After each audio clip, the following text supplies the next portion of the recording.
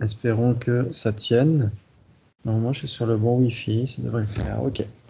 Très bien, donc comment on n'a pas Eustache, alors de quoi on a parlé la dernière fois? Voilà. Je ne sais plus. Ah, j'étais pas là, moi, la semaine dernière. Oui, page 92. Ça Ok. commençait par Bouddhéité et Trikeya. Ah oui, En fin de voilà. compte, la question qui se posait, c'est-à-dire que, comme pour les Vivacitya, donc si le Bouddha n'existe plus en tant que fruit de ces agrégats, alors qu'il avait vécu pendant 3 ères cosmiques et qu'il avait enseigné que 45 ans, est-ce que c'était bien utile, c'est efficace? Donc les autres avaient répondu que non, il existait quand même sous une autre forme et pouvait quand même continuer d'enseigner à travers d'autres corps. Enfin, Voilà, en gros, c'était ça, quoi. c'est tout à fait ça. Oui, très bien. Et on avait parlé du Lamrim, ouais? Oui, oui. Ok, très bien. Parce que, en fait, en effet, on est dans le Lamrim, hein. On est toujours dans le Lamrim, avec la perfection de sagesse. Très bien. Ok, et non, on avait vu les différents niveaux d'instruction qui étaient destinés à différents niveaux différentes attitudes, en fait, hein. Ceux qui veulent échapper aux renaissances inférieures, ceux qui veulent échapper au samsara dans son entier, et seuls ceux qui veulent aider tous les êtres à échapper au samsara. Ouais. Ok, Et on avait vu aussi l'histoire du Sri Lanka, Ah oui, oui, oui, très bien. Oui. Ouais, ouais, excellent. Ouais, ouais. avec, en fin de compte, le Mahayana existait depuis avant. Et puis après, pour une décision un petit peu historique et politique, c'était plutôt le Theravada après qui était la religion nationale, quoi. Ouais, exactement. Tout à fait. Waouh, t'as pris des notes. Pas tout, mais si. Ok, très bien. Eh ben, c'est super. C'est super tout ça. Donc, comme d'habitude, je vous recommande les méditations données par sa sainteté, qui sont vraiment bien. Il y en a une page, alors j'ai pas les mêmes pages, juste avant le chapitre 7, méditation sur l'esprit, qui est très très intéressante. Souvent, sa sainteté aime bien conseiller à donner ses instructions pour méditer sur l'esprit, pour observer ce qu'est l'esprit, quelle est la nature conventionnelle de l'esprit, pour ensuite essayer d'établir la nature ultime de l'esprit. Donc ça, c'est très utile. Donc je vous conseille ces méditations si vous avez envie, si ça vous dit. Donc en fait, j'ai passé quelques pages parce que, bah, en fait, il y a des choses qu'on a déjà vues, des choses qu'on a déjà vues, les origines des écritures du Mahayana, ça vous pouvez le lire facilement. Et sa sainteté donne son point de vue et dit qu'il faut donner une investigation, effectuer une investigation personnelle. Donc ça c'est voilà, c'est bien de voir ça, mais c'est facile à comprendre. Donc je ne vais pas insister là-dessus. Et ensuite on a le chapitre 7. Le chapitre 7, la vacuité selon l'école de la voie médiane. Là, on est à fond dans le Madhyamaka, à fond dans la voie médiane, à fond dans la vacuité. Et donc, il y a aussi un autre débat qu'on avait un petit peu effleuré précédemment, c'était que il y avait les arhats de l'Abhidharma, hein, vous vous souvenez? Ceux qui avaient... un arhat, c'est quoi d'ailleurs?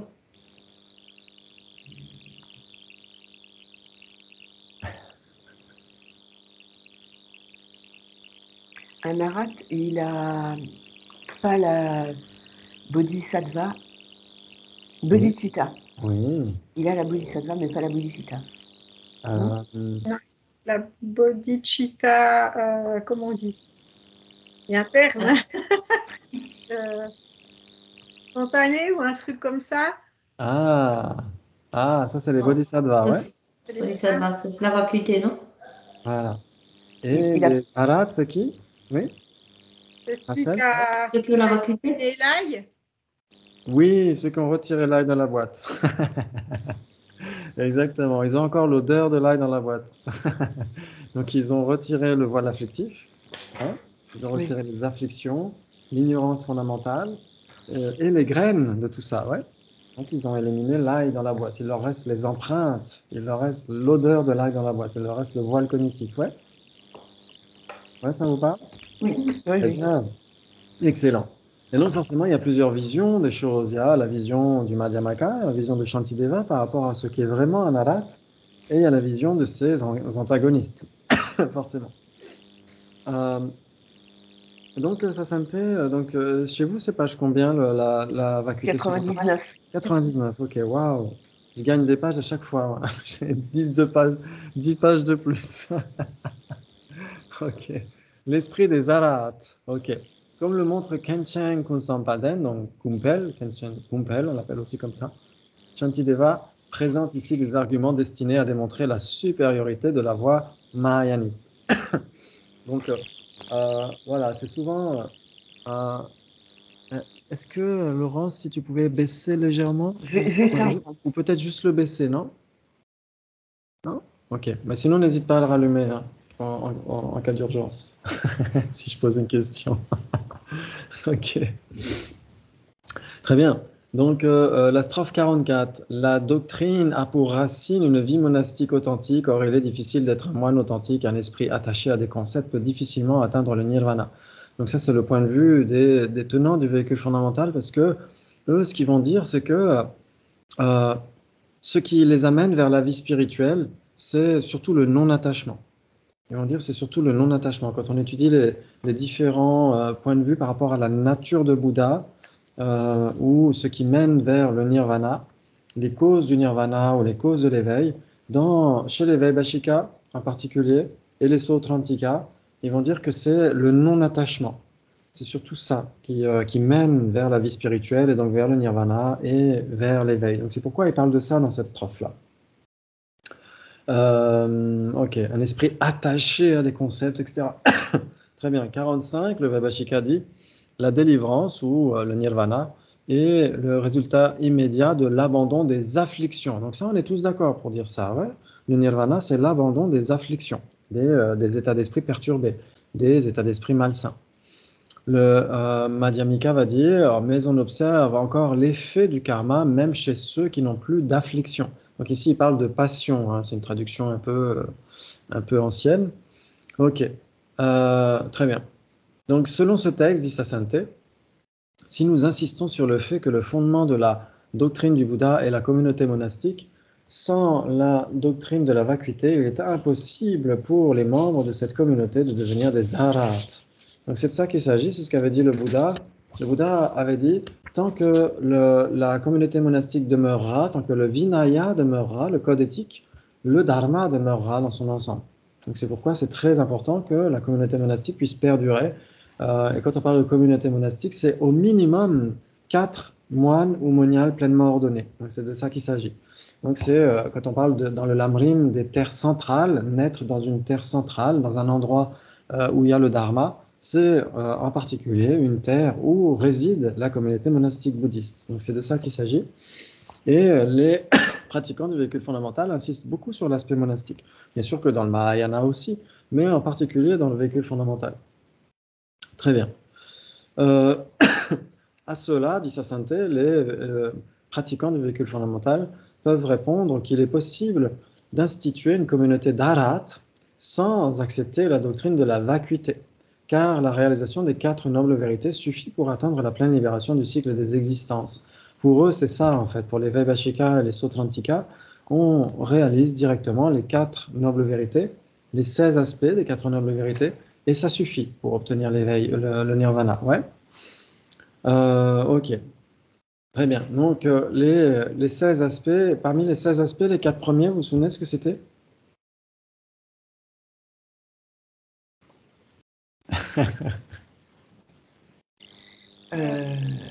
L'ignorance. Oui, presque. J'ai entendu un autre Dans mot. l'ordre, je ne sais plus. Je les ai notés, mais si, attends, je les ai. Et j'ai beau les relire, mais je n'arrive pas à me les mettre dans le crâne. C'est pas grave. Il y a l'impermanence, la souffrance. Oui. Ouais, ben, là, je les ai maintenant. Le vide, Oui. l'absence de soi. Oui, très bien. Après, c'est la cause, l'origine, Oui. la production, la condition de souffrance, Oui.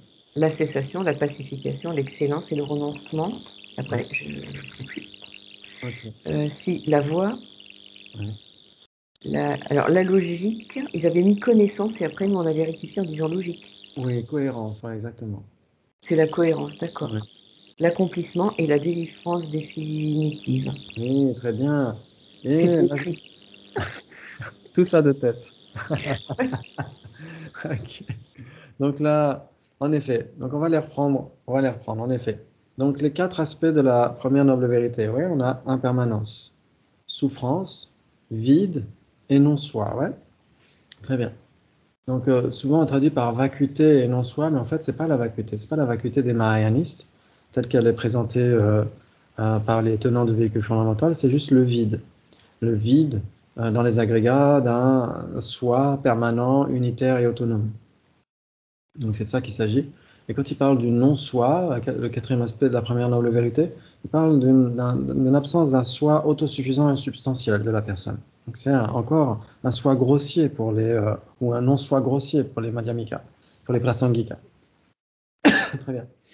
Ensuite, pour les vraies origines, il y a 4 aspects aussi, en effet. Cause, origine, forte production et condition. Donc voilà, on ne va pas insister beaucoup là-dessus, c'est surtout sur les premières que c'est important. Pour les vraies cessations, je vous mettrai sous la vidéo, je vous mettrai le lien du texte où il y a les 16 aspects, on en avait déjà parlé, on l'avait déjà lu. Pour les cessations, il y a en effet cessation, pacification, excellence ou état élevé, on pourrait dire, état suprême, et sortie définitive. Ouais. Souvent c'est traduit par renoncement, parce qu'en tibétain on dit nye jung. Nye pral junwa en tibétain, ça veut dire sortie définitive. Et quand on dit renoncement, c'est exactement ce même mot, nye jung. Donc c'est pourquoi c'est traduit par renoncement. Mais en fait, c'est pas de ça qu'il s'agit dans les 16 aspects. Dans les 16 aspects des 4 nobles vérités, c'est une sortie définitive. Ça veut dire que quand on obtient les vraies cessations, on est définitivement extrait du samsara. C'est de ça qu'il s'agit. Ouais. Alors que quand on cultive le renoncement, on n'est pas nécessairement encore sorti du samsara. Ouais. Très bien. Et pour, en effet, les vraies voix, il y a en effet voix, parce qu'il y a bien des voix, et ces voix doivent être cohérentes. C'est pour ça que parfois c'est traduit par connaissance, parce que rikpa en tibétain, en fait, il y a un post-suffixe sa dans rik, c'est ragiguri ga sa, rik. Et donc parfois ils ont fait une faute d'orthographe et ils ont enlevé le post-suffixe. Et donc ça donne rikpara, giguri, garik, et ça veut dire connaissance dans ce cas-là. Donc c'est juste une faute d'orthographe en tibétain qui, euh, qui est en effet qui n'est pas corrigée. Et donc au lieu de dire cohérence, on dit connaissance, mais ça devrait être cohérence. Nyaya en sanskrit. Nyaya, ça veut dire logique, cohérence, etc. Ouais. Ça veut dire que réaliser directement le non-soi pour les écoles fondamentales, c'est cohérent pour expliquer l'obtention des vraies cessations, l'élimination de la souffrance. Ouais, c'est ça qu'il s'agit. Ça veut dire que c'est cohérent. Et ensuite, ils vont dire ça accomplit, en effet, pratipad, ça accomplit, donc accomplissement, et ensuite délivrance certaine. Ça veut dire qu'une fois qu'on a réalisé au moins une portion des vraies voies, on a éliminé au moins une portion des vraies cessations. Et c'est définitif. Donc c'est ça que ça veut dire. Mais on ne va pas insister beaucoup sur les autres aspects. Je vous remettrai le lien où il y a cette petite présentation des 16 aspects. Et c'est surtout pour les 4 premières. Pour les 4 premières, comme on l'a dit, c'était quoi les 4 premiers aspects? L'impermanence, souffrance, Vide, non-soi. non-soi. Oui, très bien, excellent, c'est super. Ok. Impermanence, souffrance, vide et non-soi. Ouais, donc on en avait parlé, on s'est dit d'une manière concrète comment est-ce qu'on fait pour méditer sur ces aspects-là. On se dit, ok, qui suis-je, moi, qui suis en train de méditer, je veux méditer, mais pourquoi faire? Pourquoi est-ce que je veux méditer? Parce que je suis impermanent. Oui. Je suis impermanent, mes agrégats sont impermanents. Changent d'instant en instant. Oui. Pourquoi est-ce qu'ils sont impermanents? Parce qu'ils sont produits. Ouais.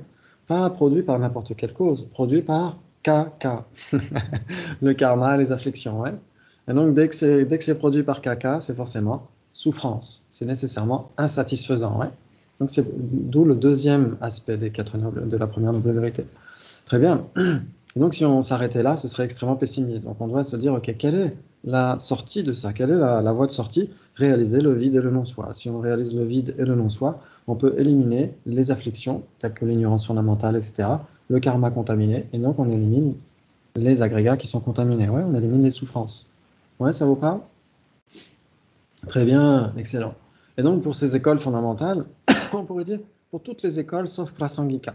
Si on met Shantideva de côté, on le met en vacances, on garde les autres écoles. Les autres écoles, toutes les autres écoles vont dire, donc Vaibhashika, Swatrantika, Chittamatra, Swatantrika, Madhyamika, etc., vont dire le soi grossier de la personne, c'est un soi permanent, unitaire et autonome. Ouais. Ensuite, le soi subtil de la personne, c'est un soi autosuffisant et substantiel.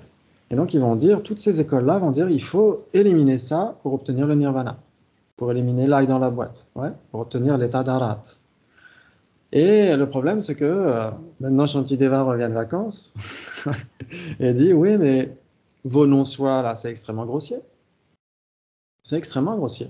Permanent, unitaire et autonome, non seulement c'est grossier, mais en plus, c'est philosophiquement acquis.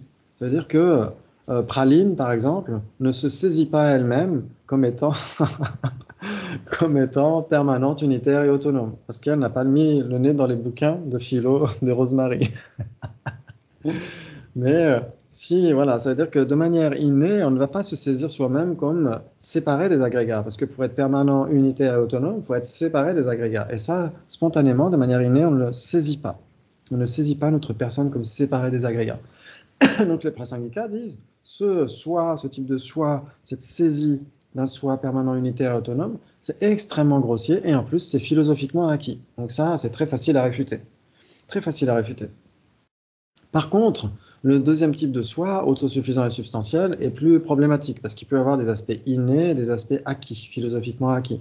Donc les Prasangika vont aussi s'attaquer à cette saisie plutôt innée du soi autosuffisant et substantiel. Ils vont dire que ça cause des problèmes quand même. Ça cause des problèmes de se considérer comme existant, comme étant le patron des agrégats, comme pouvant être perçu comme ça sans dépendre d'autre chose, etc., etc. Ça pose des problèmes. Ça engendre quand même des afflictions grossières.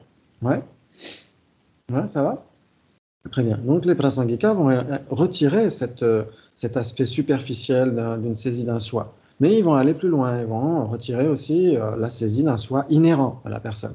C'est-à-dire que c'est beaucoup plus subtil. C'est-à-dire qu'on a l'impression qu'on existe là quelque part, de son propre côté, parmi les agrégats, de manière diffuse en fait. On a l'impression spontanément qu'on existe là de manière purement objective, sans devoir être désigné par une simple désignation conceptuelle. Ouais. Et donc les Prasangika vont s'attaquer à ça, vont dire si on retire la saisie subtile du soi, ok, là on enlève l'ail dans la boîte. Mais si on ne retire pas cette saisie subtile d'un soi et qu'on n'enlève qu'une saisie grossière du soi, comment est-ce qu'on peut obtenir le nirvana et l'éveil? Ouais. Parce qu'on a toujours une saisie subtile, ouais. On a toujours une ignorance subtile. Et cette ignorance subtile va toujours être associée à d'autres afflictions subtiles. Ouais. Ça veut dire qu'on aura éliminé des aspects extrêmement grossiers des afflictions. Mais éliminer des aspects extrêmement grossiers des afflictions, ça ne revient pas à obtenir le nirvana. Ça ne revient pas à obtenir l'état d'arat, ouais. Ouais. C'est-à-dire que pour obtenir l'état d'arat, comme on a dit, les vraies cessations, c'est un état élevé. C'est le troisième aspect des vraies cessations. C'est l'excellence, pranita en sanskrit. Ça veut dire que c'est pas simplement obtenir un état de concentration où les afflictions sont mises de côté, on est en vacances par rapport à nos afflictions de manière temporaire. Ce n'est pas ça les vraies cessations. Les vraies cessations, c'est la suppression totale et définitive de toutes les afflictions, grossières et subtiles. Ouais. Ok. Donc c'est là où il y a ce débat, où les Vaibhashika vont dire au Madhyamika, les arats du passé, tels que nous les concevons, nous Vaibhashika, sont vraiment des arats. Et Shantideva arrive et leur dit, vos arats ont juste éliminé des aspects extrêmement grossiers des afflictions. Ouais. Les Prasangika acceptent que ce sont des arats, mais ils acceptent que pour être des arats, ils doivent nécessairement avoir éliminé la saisie subtile du soi. Ouais, ouais, ça va? Waouh, c'est magnifique. Bravo, bravo. Ça, c'est très important à comprendre pour faire cette distinction entre les écoles. Ouais. Ok. Ok. Quatre nobles vérités. Ok. Donc, ça veut dire que les Vaibhashika et les Sautrantika disent, nous, et même les autres écoles non prasangika, vont dire, voilà, il faut, pour obtenir le nirvana, même les écoles mahayanistes qui ne sont pas prasangika, vont dire, pour obtenir le nirvana personnel, il faut nécessairement éliminer la saisie d'un soi autosuffisant et substantiel de la personne. Ça suffit pour ces écoles-là. Les prasangika disent, non, il faut vraiment retirer quelque chose de plus subtil. Ok. Pour parvenir à la libération du cycle des existences, répliquent les madhyamika, et en particulier les prasangika madhyamika, la réalisation de la vacuité est indispensable. Voilà, ça c'est vraiment prasangika madhyamika, parce que si on regarde juste le madhyamaka en général, il y a les swatantrika, ouais, les autonomistes, ouais, et les prasangika. Si on prend les swatantrika, le point de vue des swatantrika, ils vont être d'accord avec les vaibhashika, les sutrantika. Ils vont dire qu'il faut simplement réaliser le non-soi de la personne pour obtenir le nirvana. Ouais. Il n'y a que les prasangika qui sont spécifiques, qui disent qu'il faut réaliser la vacuité de la personne et des agrégats. Ouais. Ok. Très bien. Donc, pour parvenir à la libération du cycle des existences, répliquent les prasangika, la réalisation de la vacuité est indispensable. Car la cause première de notre asservissement au samsara est l'ignorance qui nous fait croire à la réalité des phénomènes.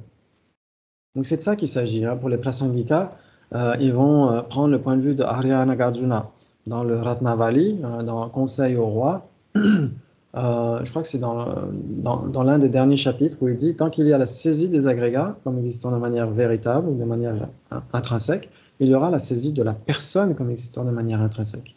Ouais. C'est-à-dire que la saisie des agrégats, c'est la saisie des phénomènes, ouais. La saisie d'un soi des phénomènes, la saisie des agrégats comme existant de manière inhérente. Ouais.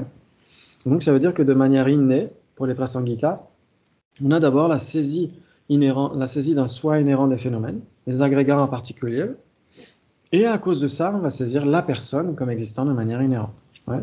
C'est-à-dire qu'il y a un certain enchaînement causal. C'est-à-dire qu'on va saisir la base d'imputation de la personne, et forcément, on va saisir la personne elle-même. Par exemple, si on prend nos sensations, on va dire j'ai telle ou telle sensation plaisante, déplaisante, physique, mentale, etc., etc. Et donc, on va réifier spontanément ces sensations. Si on s'y attarde un petit peu, sensations plaisantes, on va les réifier comme étant attirantes en soi. Et si c'est des sensations déplaisantes, on va les réifier comme étant néfastes en soi, etc., etc. Ces sensations, elles font partie de nos agrégats. Ouais. Parce que les agrégats, c'est forme, sensation, identification, facteurs composés et conscience. Ouais. Et donc, on va éprouver une sensation, et donc la réifier.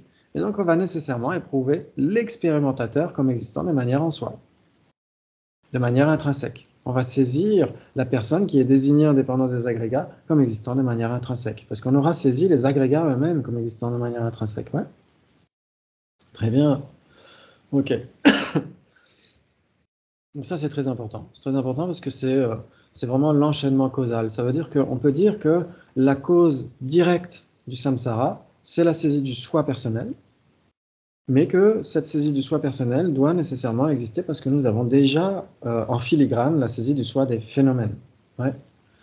Et donc, tant qu'il y aura la saisie du soi des phénomènes, il y aura la saisie du soi des personnes. C'est pourquoi les prasangika disent qu'il faut éliminer la saisie d'un soi, des phénomènes et des personnes, des deux. Ouais. D'où l'importance dans le Mahayana d'avoir ces enseignements sur la perfection de sagesse, parce que le Bouddha le dit littéralement dans le Sutra du cœur. Pouvons avoir des dakyan rajili tombanapatao. Quand il dit les agrégats, eux aussi sont vides de nature propre. Ouais, ça veut dire que dans le Sutra du cœur, le Bouddha insiste pour parler de la vacuité des phénomènes en particulier, parce qu'il a déjà parlé de la vacuité de la personne, du non-soi de la personne dans le véhicule fondamental. Ouais. Donc, dans le Mahayana, il va en remettre une couche en disant les agrégats, eux aussi, sont vides de nature propre. Ouais. Donc ça, c'est très important. Ok, et quand on médite ensuite pour se débarrasser de cet enchaînement désastreux du samsara, on va commencer par méditer sur le non-soi de la personne. On va aller dans l'ordre inverse en fait. Quand on est enchaîné dans le samsara, c'est d'abord le soi des phénomènes, puis le soi des personnes. Et quand on veut s'en débarrasser, on réalise d'abord le non-soi de notre personne et ensuite le non-soi des agrégats. Ouais. Ouais. C'est pour ça qu'on médite comme ça en se disant ok, qui suis-je, moi qui veux méditer, etc. Je suis là, permanent, avec mes agrégats, etc. Et comment est-ce que je me perçois spontanément quand les gens viennent me critiquer ou me complimenter à l'excès, etc. il y a la mayonnaise qui monte, ouais, on a l'impression spontanément qu'on existe là de manière absolue, etc. Et donc, on va chercher où est ce jeu, où est-ce qu'il est vraiment? Est-ce qu'il est dans le corps, dans les sensations, dans l'esprit, dans les phénomènes? C'est pourquoi dans la suite du texte, il y a les 4 placements de l'attention, ouais, où on essaie d'examiner où est vraiment le soi et où sont vraiment les agrégats. Où est le corps? Où est vraiment le corps? À part une désignation attribuée en dépendance d'un ensemble de caractéristiques. Que sont des sensations? En réalité, pas simplement dans une recherche conventionnelle, mais au-delà de la recherche conventionnelle, qu'est-ce qui est vraiment une sensation? Et donc on essaie d'analyser comme ça, et donc on passe d'une réalisation conceptuelle du non-soi de la personne, jusqu'à ensuite une réalisation conceptuelle du non-soi des phénomènes. Et comme ça, on est sûr que la saisie du soi des personnes ne peut plus revenir à la vitesse d'un cheval au galop. Parce qu'on aura non seulement réalisé la vacuité du phénomène imputé, la personne, mais en plus on aura réalisé la vacuité de la base d'imputation de la personne. Il n'y aura plus rien à saisir comme existant de manière inhérente. Ouais, ouais, ça vous parle? Bravo, bravo, bravo. Très important. Très important. Ok. Et là, ça serait bien de réfléchir tous les jours, parce qu'on est vite embarqué dans les tourments. Oui. Oui, c'est pour ça que c'est important de... Ah, bah, j'ai pas branché le PC. Ok. C'est pour ça que c'est important d'y réfléchir tous les jours, de méditer sur la vacuité tous les jours, euh, d'en voir l'importance. C'est pour ça d'ailleurs que dans la suite, sa sainteté parle de la nécessité de réaliser la vacuité. Comme exactement, voilà, c'est une page après, nécessité de la réalisation de la vacuité pour la libération du samsara. Mais on pourrait dire d'une manière très temporaire aussi. Moi, je me souviens au cours du Basic Programme, Venerable Geshe Gansen nous en avait parlé. Il avait dit que comment est-ce que la vacuité peut nous aider de manière à très court terme. Ça veut dire que, vous vous souvenez, on en avait parlé peut-être une fois, ou même plusieurs, comment est-ce que surgissent les afflictions? Quelles sont les causes des afflictions? Vous vous souvenez? Quand on est en relation avec un objet, enfin l'objet de... Exactement. La Ouais. proximité avec un objet d'attachement, un objet d'aversion, etc. Mhm. Ouais. Et puis il y avait autre chose, ouais. Il y avait aussi les graines, c'est-à-dire qu'on n'a pas éliminé les graines. On a toujours les graines dans notre esprit, c'est-à-dire que là, si on a l'air plutôt, là j'ai l'air d'un saint avec tout ce qui est derrière moi, avec toutes ces statues, etc. J'ai l'air d'un saint. Mais il suffit que le Wi-Fi ne marche plus ou que l'imprimante ne marche pas. Là, on voit que c'est foutu. Là, le saint, il peut aller se rhabiller. Et donc, ça veut dire que pour l'instant, j'ai pas nécessairement d'aversion par rapport à l'ordinateur ou à l'imprimante. J'ai pas d'aversion manifeste, ouais, mais c'est sous forme de graines. Donc, ça veut dire que dès que les conditions sont appropriées, la rencontre avec un objet, un objet d'aversion, l'ordinateur qui marche pas, et là, paf, ouais. Mais il n'y a pas que ces deux conditions. Il y en a une troisième qui est très importante, c'est l'application mentale inappropriée. Ouais. C'est un terme technique assez barbare, mais très important. C'est le maillon faible. C'est les films qu'on se fait. Ouais. C'est-à-dire que si le Wi-Fi ne marche pas, bon, voilà, on peut se dire, ok, on éprouve un fruit karmique et à l'avenir, ça n'arrivera plus parce qu'on est en train de purifier ce fruit karmique, etc. On n'est pas en colère. Tout va bien. Par contre, si on est là, on se dit, ah, mais j'ai une réunion avec mes amis, etc. Il faut à tout prix que je les vois, etc., etc. Et là, on a les films qui se font, etc. Et la colère arrive. Paf. Ouais. Donc, à cause de cette application mentale inappropriée. Ça, c'est vraiment, c'est ce qui fait monter la mayonnaise, tout simplement. Ouais. C'est ce qui fait monter la moutarde au nez. Ouais. C'est exactement ça. Et malgré tout, c'est le maillon faible. C'est le maillon faible. Ça veut dire que, comme avait dit Venerable Geshe Gansen, ça veut dire que si, au lieu d'entretenir ces films à l'intérieur, on essaie de penser à la vacuité. Ouais, se dire, ce Wi-Fi est vide d'existence inhérente, donc il dépend de plein de causes et de conditions, l'ordinateur aussi, nous aussi, notre réunion dépend de plein de causes et de conditions. Et donc, où trouver une seule cause et condition qui soit un objet d'aversion. Puisque cette cause elle-même va être causée par d'autres causes qui vont être causées par d'autres causes, etc., etc. Alors on peut penser à la causalité karmique et à plein de choses, tout simplement. Donc c'est vide d'existence inhérente. Donc c'est pas malsain en soi, c'est pas un problème en soi. Ça peut être un défi, une opportunité de grandir intérieurement. Ouais. Parce qu'on voit les choses plus larges. Et donc, cette méditation sur la vacuité, on se dit, OK, c'est vide d'existence inhérente, etc. Ça remplace l'application mentale inappropriée, même sur le très court terme, même avant d'avoir réalisé la vacuité de manière directe, avant d'être des arias, etc. C'est déjà utile maintenant. Ouais. Donc, c'est super cool. C'est très utile. Mais en effet, il faut essayer d'y réfléchir tous les jours. Il faut essayer d'y réfléchir tous les jours, essayer de connaître ces raisonnements qui sont employés dans le Madhyamaka, dans la tradition, et d'essayer de bien bien les passer en revue. Ouais. Une fois qu'on les a bien clairement à l'esprit, on peut les appliquer facilement ensuite en méditation réelle, en temps réel sur le coussin. Mais c'est vrai qu'en amont, il est très important de connaître ces raisonnements, d'essayer aussi de certifier l'objet de négation, de surtout pas confondre le simple jeu et le jeu inhérent qu'on est en train de chercher et qu'on ne trouvera jamais. Parce que le simple jeu, on ne le trouve pas non plus au cours de la méditation sur la vacuité. Ouais, donc aucun des deux n'est trouvé, sauf qu'il y en a un qui existe conventionnellement alors que l'autre non. Ouais. Donc c'est très important de faire cette distinction. Hein. Ouais. Oui. Ok. Très bien. Donc ça, c'est vraiment intéressant. C'est vraiment quelque chose de concret, de pragmatique, la vacuité.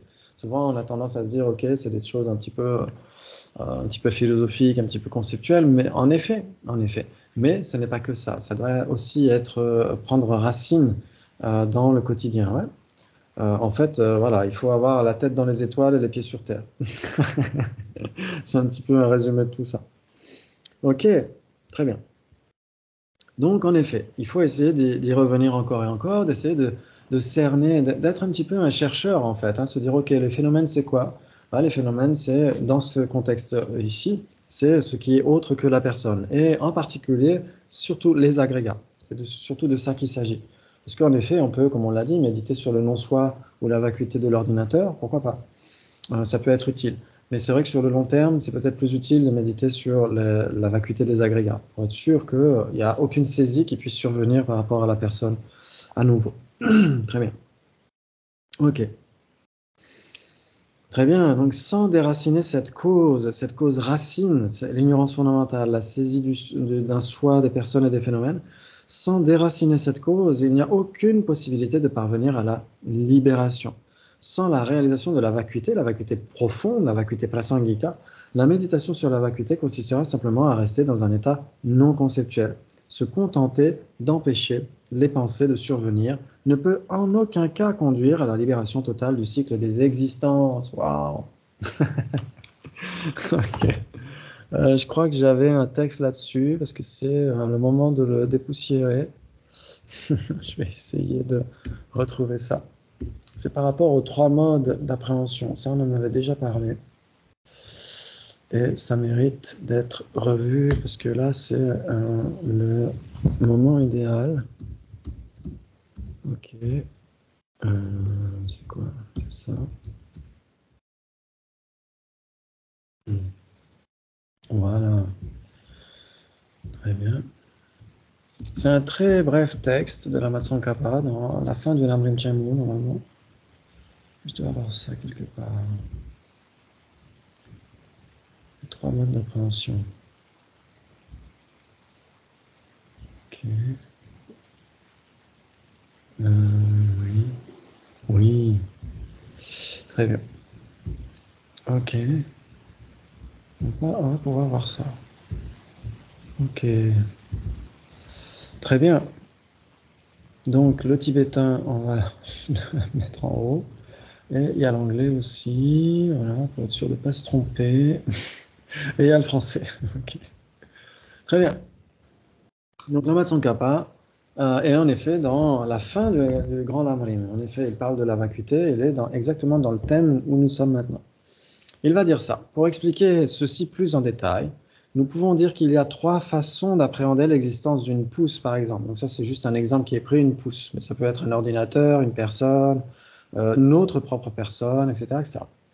Le premier mode d'appréhension, appréhender une pousse comme existant réellement, ce qui signifie l'appréhender comme étant doué d'une nature essentielle, une nature inhérente, intrinsèque, absolue, indépendante, comme vous voulez. Ça, c'est le premier mode. C'est-à-dire saisir un soi de quelque chose ou de quelqu'un. Ensuite, l'appréhender comme existant faussement, c'est-à-dire l'appréhension selon laquelle la pousse manque d'existence essentielle, mais existe comme une illusion.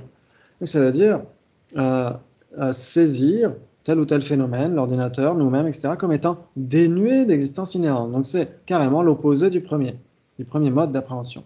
Et il y en a un troisième. Il y a une troisième possibilité. L'appréhender comme simplement existante en général, sans spécifier si elle est réelle ou bien fausse. C'est-à-dire que quand on conçoit notre ordinateur, notre personne, une table, un paysage, etc., quand on le conçoit, cet objet, on peut le concevoir soit comme étant doué d'existence inhérente, c'est ce qu'on fait la plupart du temps si on s'attarde sur cet objet. On peut, si on comprend un peu la vacuité, qu'on analyse le 9e chapitre de Shantideva, etc., on peut s'entraîner à appréhender ce phénomène comme étant dénué d'existence inhérente. Et en général, il y a aussi ce troisième mode d'appréhension, c'est sans spécifier. Ça veut dire on pense au simple ordinateur, à la simple personne, au simple paysage. Ouais, ça vous parle? Je ne vous vois pas. Je vous ai perdu. Ah voilà. Ça vous parle? Ouais? Ok. Très bien. Et donc, Lama Tsongkhapa continue. J'ai dû supprimer un passage entre les deux pour faire plus simple. Supposons qu'il n'en irait pas ainsi, donc qu'il n'y aurait pas ce troisième mode d'appréhension. Autrement dit, supposons que ceux qui, n'ayant pas encore compris la vue selon laquelle il n'y a aucune nature intrinsèque, appréhenderaient nécessairement tout comme existant réellement, dès qu'ils penseraient à n'importe quelle chose conventionnelle. Imaginons que ce serait le cas, qu'il y aurait ces deux possibilités. Soit on saisit, on appréhende un phénomène comme étant dénué d'existence inhérente, et si ce n'est pas le cas, ce serait comme étant nécessairement doué d'existence inhérente. S'il n'y avait que ces deux possibilités, s'il n'y avait pas la troisième, il s'ensuivrait une complète défaillance logique du besoin pour les madhyamika d'accepter conventionnellement les objets qui sont postulés par les consciences conventionnelles du monde ordinaire, dans la mesure où ces consciences ne sont pas affectées par les causes d'erreurs circonstancielles ou superficielles expliquées précédemment. C'est-à-dire qu'il y a des causes d'erreurs superficielles qui ne sont pas des causes d'erreurs profondes. Les causes d'erreurs superficielles, c'est par exemple, vous faites tourner un bâton d'encens dans le noir et vous avez l'impression de voir un cercle. Ouais. Et donc ça, c'est une cause d'erreur superficielle. Ça veut dire tout simplement que le bâton d'encens va trop vite et donc on a l'impression de voir un cercle. Donc il y en a 4 comme ça. Il y a l'objet, il y a la situation dans laquelle on est, la localisation. Par exemple, vous êtes dans un train, le train d'à côté est en train de démarrer, vous avez l'impression que c'est le vôtre. Donc ça, c'est la localisation. Il y a aussi la faculté. La faculté peut être endommagée, par exemple la faculté visuelle. Si on a la jaunisse, on voit la couleur blanche comme étant un peu jaunâtre. Et puis il y a la condition antécédente. Si par exemple on se met en colère, on peut voir les choses un peu comme rougeâtres. Il y a des gens qui disent ça. Donc il y a ces 4 causes circonstancielles. Donc c'est très superficiel. Ce n'est pas des causes d'erreur. Ok, très bien. Et donc si on met ça de côté, voilà, si là il dit dans la mesure où ces consciences ne sont pas affectées par les causes d'erreur circonstancielles expliquées précédemment. Ok. Et donc les madhyamika, qu'est-ce qu'ils disent? Ils disent que pour appréhender une table, il ne faut pas l'analyser ultimement. Vous êtes d'accord? Si vous analysez une table dans la machine à rayon X ultime, est-ce que vous la trouvez? Non, vous ne la trouvez pas, exactement. Donc pour trouver la table, comment est-ce qu'on doit faire? On doit faire une recherche conventionnelle, ouais? Ouais, vous êtes d'accord? Oui. Ok, donc ça veut dire ne pas essayer de chercher le mode d'être ultime de la table. Ça veut dire simplement se satisfaire d'une recherche conventionnelle de la table. Et donc, si on avait, comme le dit Lama Tsongkhapa, il prend ce postulat, si on avait que ces deux possibilités, soit comprendre la vacuité de la table, soit saisir l'existence inhérente de la table, ça veut dire que si on veut essayer d'appréhender une table, et donc forcément on n'est pas dans la recherche ultime, on est forcément dans le conventionnel, cette recherche conventionnelle nécessairement serait souillée par une saisie d'existence inhérente. Nécessairement. Et donc, à ce moment-là, comment est-ce qu'on pourrait s'y retrouver? Puisque les Madhyamika disent, c'est ce que dit Acharya Chandrakirti dans le Madhyamakavatara, il dit les vérités conventionnelles ne sont pas censées être analysées. Les vérités conventionnelles ne sont pas censées être analysées, ça veut dire que pour trouver une table, il ne faut pas la chercher ultimement. Ouais, il faut la chercher conventionnellement. Et si chercher conventionnellement était nécessairement associé à une saisie d'existence inhérente, comment est-ce qu'on pourrait s'en débarrasser de cette saisie d'existence inhérente? On ne pourrait pas. On peut pas. Ouais.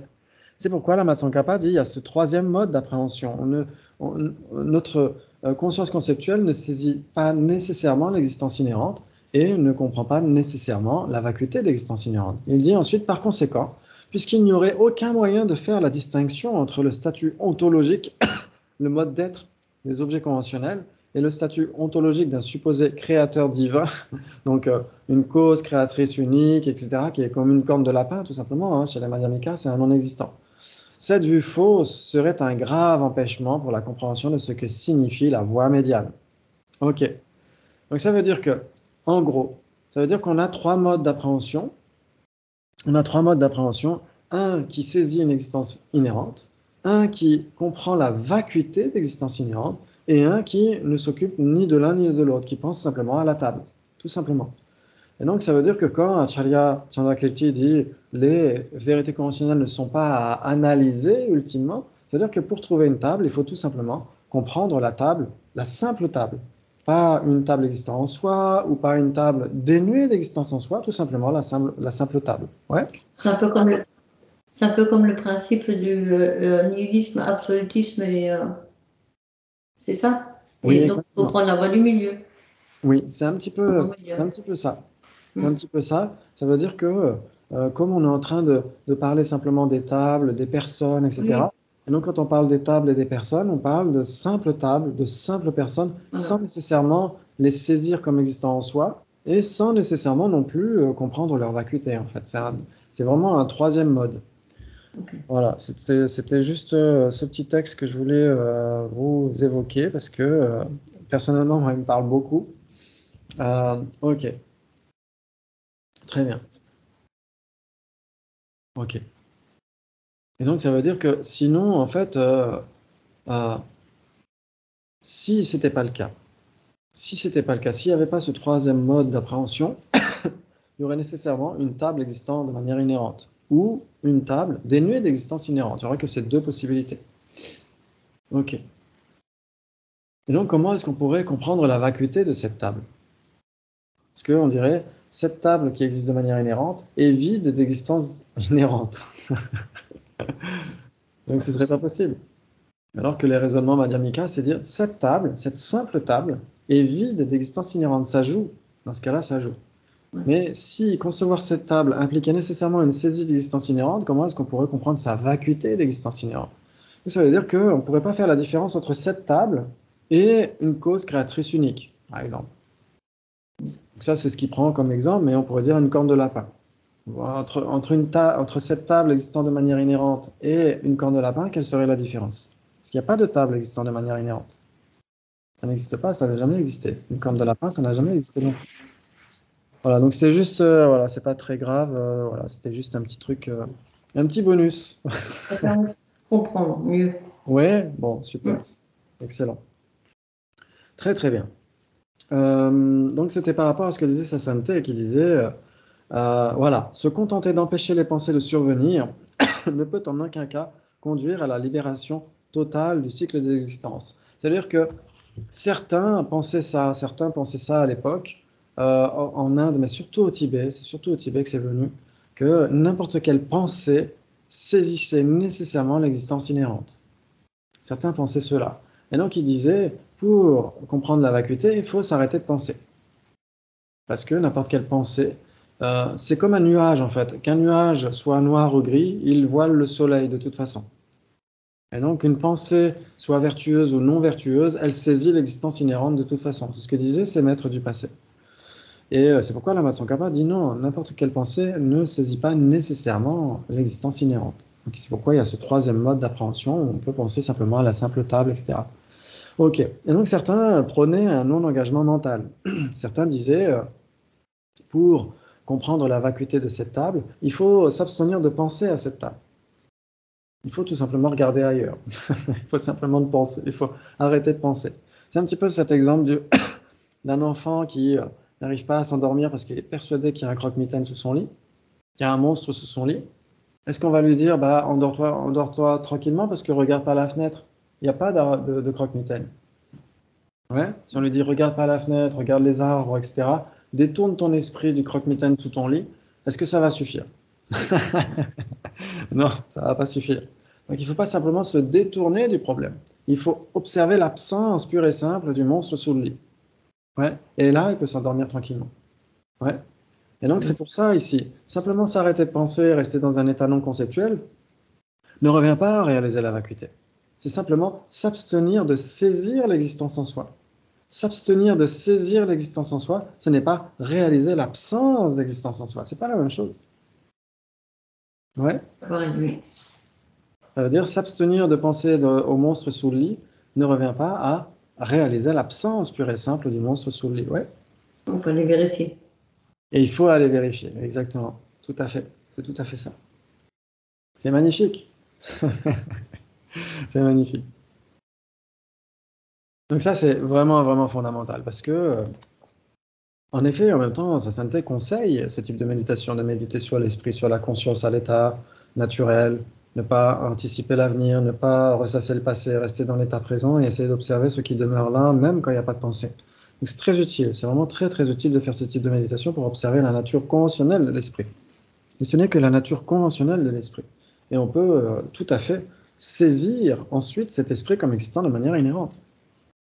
C'est tout à fait possible. C'est pour ça que même dans ces grandes pratiques du Mahamudra ou du Dzogchen, Sa Sainteté en parle beaucoup dans cet enseignement qu'il avait donné en 2000, en septembre en France, où il avait dit, d'après ses grands maîtres du passé, comme Tulku Tsullo, un grand maître Nyingmapa, qui disait que pour réaliser la nature de l'esprit, et Rigpa, ce qu'ils appellent Rigpa dans le Dzogchen, ne suffit pas, il faut encore réaliser la vacuité de Rigpa.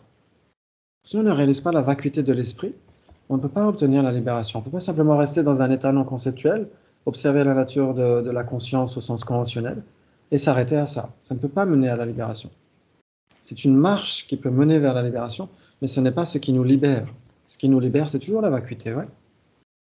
Ouais. Ok. Très bien, très bien.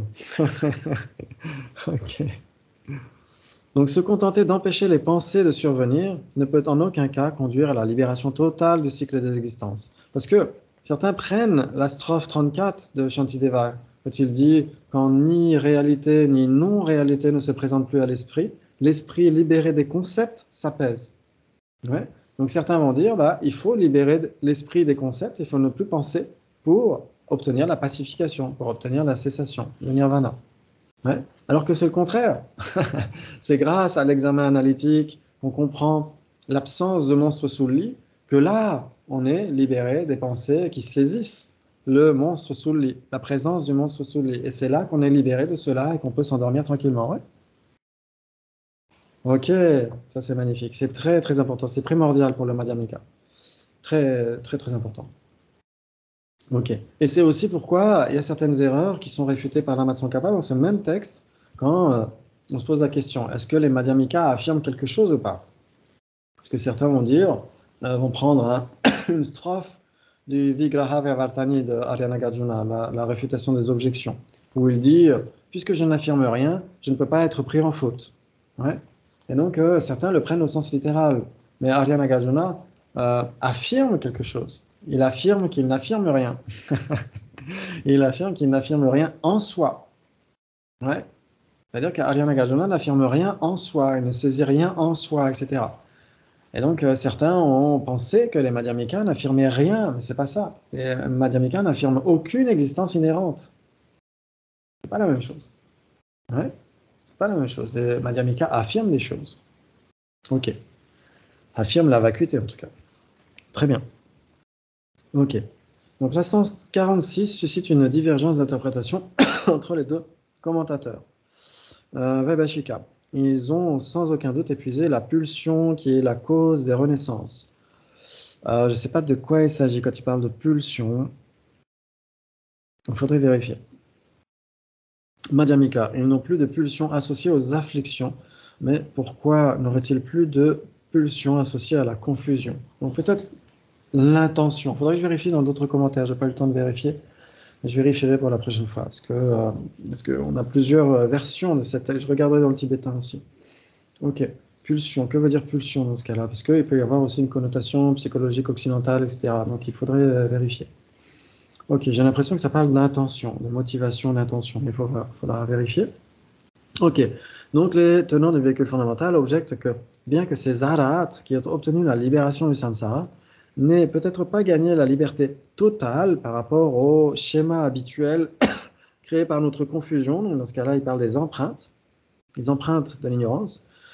Ils ont tout de même, grâce au fait qu'ils ont atteint la libération, coupé la racine de l'existence cyclique et par conséquent sont délivrés de la renaissance. Ouais, ça c'est nécessaire, ouais. Quand on étudie les 12 liens de production dépendante, vous vous souvenez? Ok. Pourquoi est-ce qu'on vieillit, est-ce qu'on meurt? Parce qu'on est. Ouais. Pourquoi est-ce qu'on est? Parce qu'on a le devenir. Ouais. Le devenir, ce sont les graines karmiques qui germent. Ouais. Pourquoi est-ce qu'on a le devenir? Parce qu'on a la saisie ou l'appropriation. Pourquoi est-ce qu'on a ça? Parce qu'on a la soif, l'attachement obsessionnel. Pourquoi est-ce qu'on a la soif? Parce qu'on a des sensations. Ouais. Pourquoi est-ce qu'on a des sensations? Parce qu'on a le contact avec des objets qui engendrent des sensations.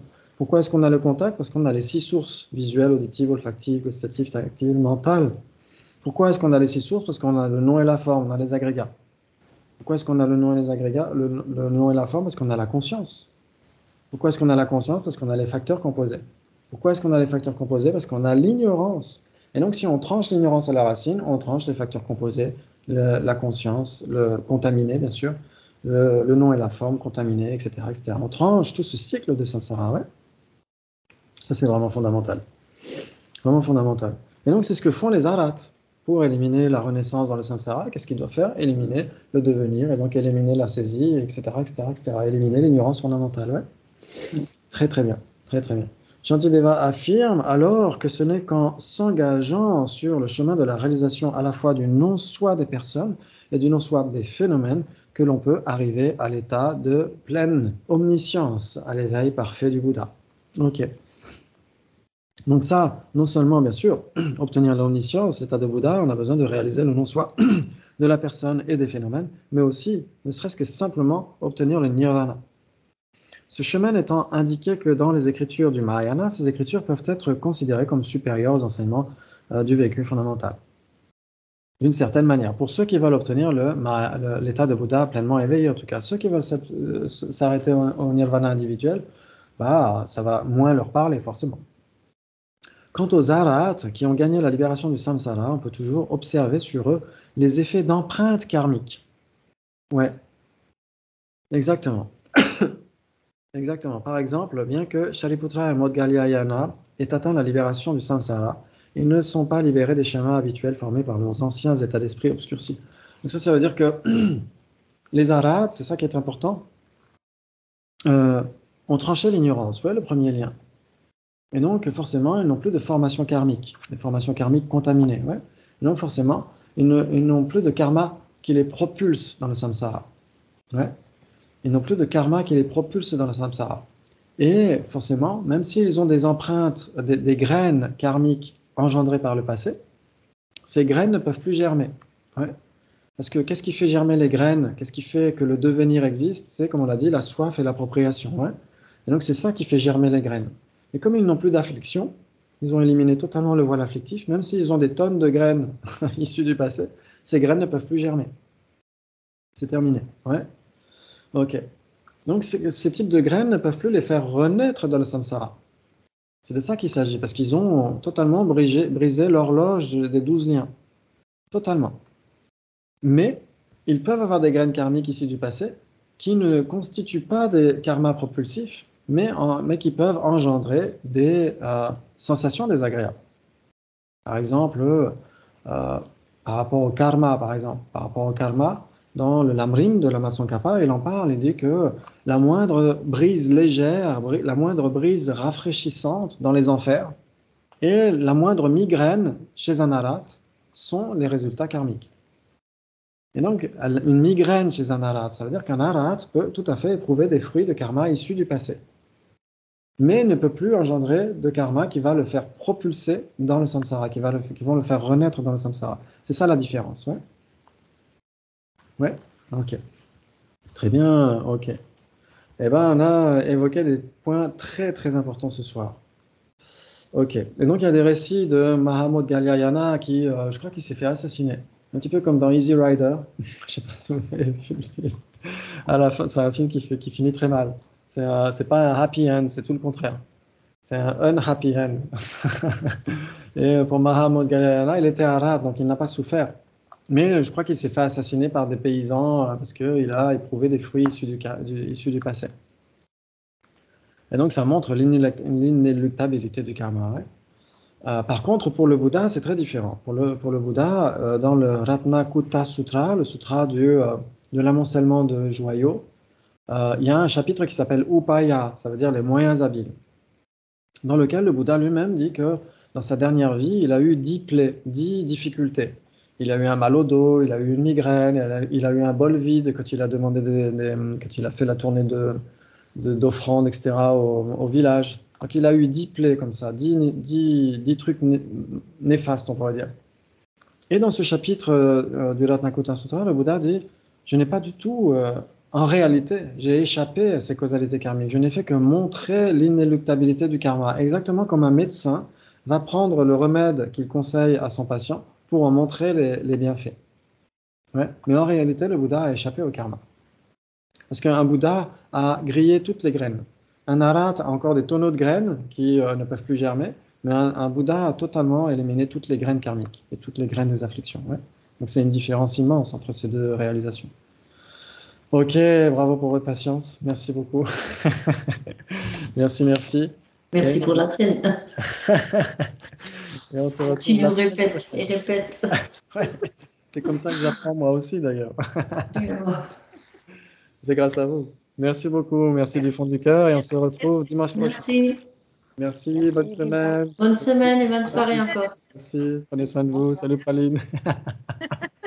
Ciao, salut. Ciao. Au revoir.